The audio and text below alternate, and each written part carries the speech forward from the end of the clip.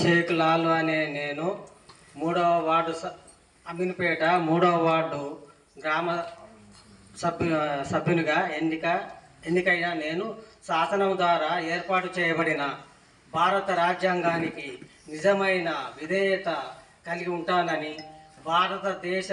సార్వభౌమత్వం మరియు ఏకత్వాన్ని కాపాడుతానని, తెలంగాణ పంచాయతీరాజ్ చట్టం 2018 మరియు దాని కింద రూపొందించిన నియమావళి ప్రకారం నా విధులు మరియు బాధ్యతలను భయము పక్షపాతము లేకుండా